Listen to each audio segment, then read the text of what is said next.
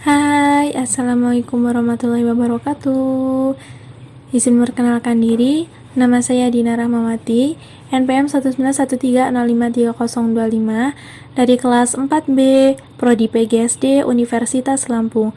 Di video ini saya akan membuat video untuk memenuhi tugas mata kuliah materi PKN di SD dengan dosen pengampu Bapak Dr. Andes Rapani MPD dan Ibu Dayurika Perdana SPD MPD. Baik, langsung saja ke pembahasannya, yaitu kebutuhan warga negara. Yang pertama, pengertian warga negara. Warga negara merupakan terjemahan kata citizens bahasa Inggris yang mempunyai arti warga negara, petunjuk dari sebuah kota, sesama warga negara, sesama penduduk, orang setanah air, bawahan, atau kaulah. Warga mengandung arti peserta, anggota, atau warga dari suatu organisasi atau perkumpulan. Warga negara artinya warga atau anggota dari organisasi yang bernama negara. Ada istilah rakyat, penduduk, dan warga negara. Rakyat lebih merupakan konsep politis. Rakyat menunjuk pada orang-orang yang berada di bawah satu pemerintahan dan tunduk pada pemerintahan itu. Istilah rakyat umumnya dilawankan dengan penguasa. Penduduk adalah orang-orang yang bertempat tinggal di suatu wilayah negara dalam kurun waktu tertentu.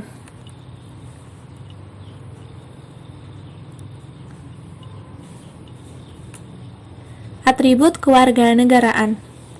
Yang pertama ada sense of identity, the enjoyment of certain rights, the fulfillment of corresponding obligations, a degree of interest and involvement in public affairs, dan an acceptance of basic social values.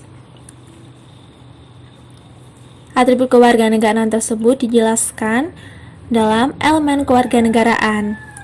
Yang pertama, sense of identity, artinya perasaan akan identitas.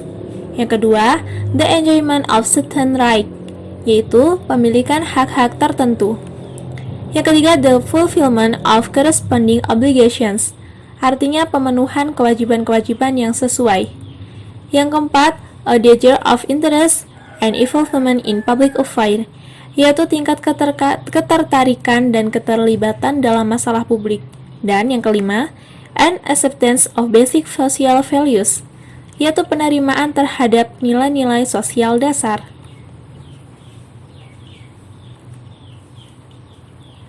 Atribut atau elemen kewarganegaraan. Identitas sebagai warga negara dengan bukti adanya ikatan sosiologis dan yuridis. Hak dan kewajiban ada di konstitusi dan undang-undang atau peraturan. Ada dua, hak dan kewajiban konstitusional dan legal. Peran warga negara dalam berbagai bidang. Warga negara juga mengikuti dan menerima nilai sosial. Warga atau citizen, warga, anggota dari sebuah komunitas. Kewarganegaraan, di dalamnya memuat atribut kewarganegaraan. Ada identitas atau status, hak, kewajiban, partisipasi atau peran, dan penerimaan terhadap nilai bersama atau sosial. Peran warga negara ada 4, pasif, aktif, negatif, dan positif.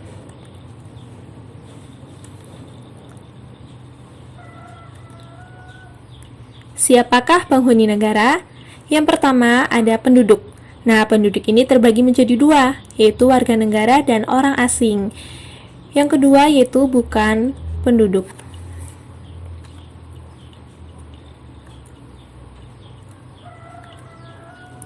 Saya sebagai warga negara dapat berperan secara aktif, pasif, positif, dan negatif.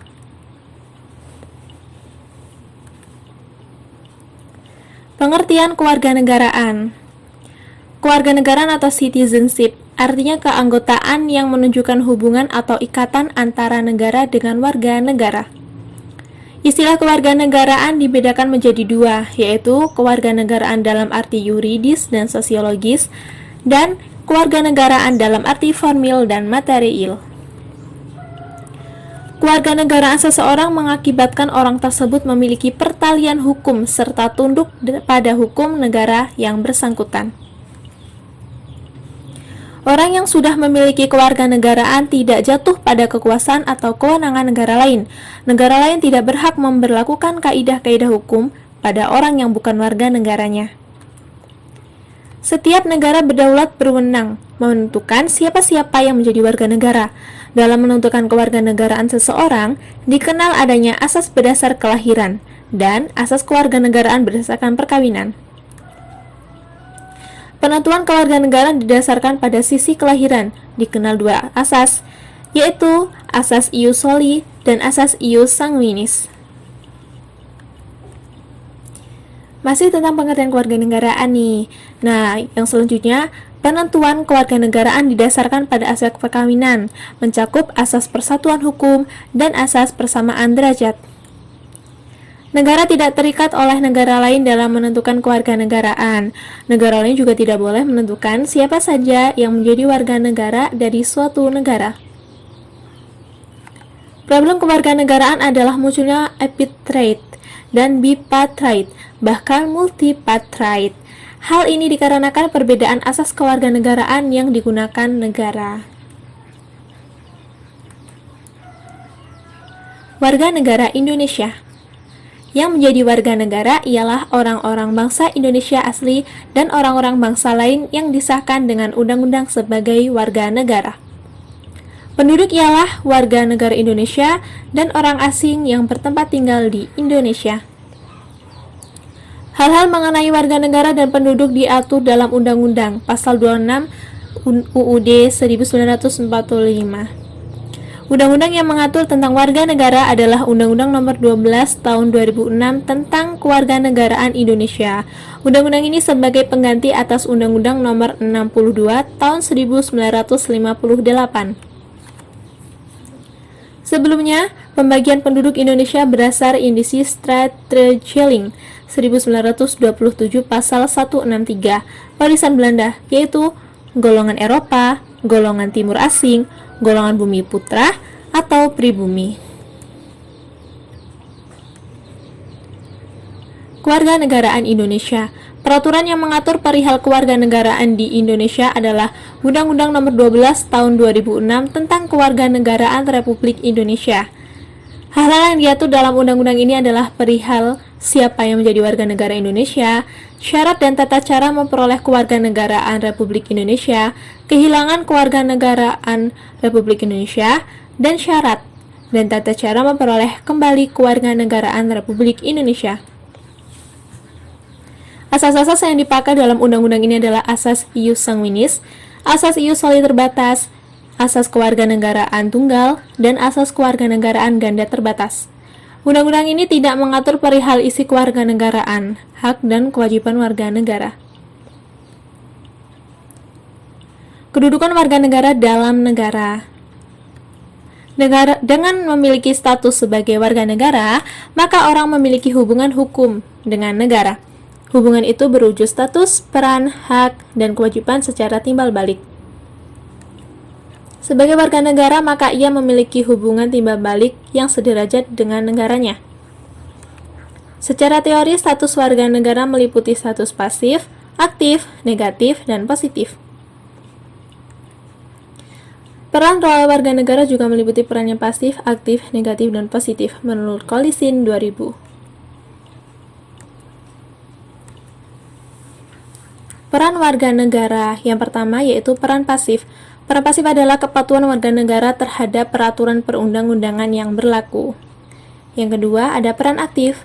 Peran aktif merupakan aktivitas warga negara untuk terlibat atau berpartisipasi serta ambil bagian dalam kehidupan bernegara, terutama dalam mempengaruhi keputusan publik. Selanjutnya ada peran positif. Peran positif merupakan aktivitas warga negara untuk meminta pelayanan dari negara untuk memenuhi kebutuhan hidup. Yang terakhir ada peran negatif. Peran negatif merupakan aktivitas warga negara untuk menolak campur tangan negara dalam persoalan pribadi. Baik, sekian yang dapat saya sampaikan. Apabila ada salah kata, saya mohon maaf. Terima kasih. Saya akhiri. Wassalamualaikum warahmatullahi wabarakatuh.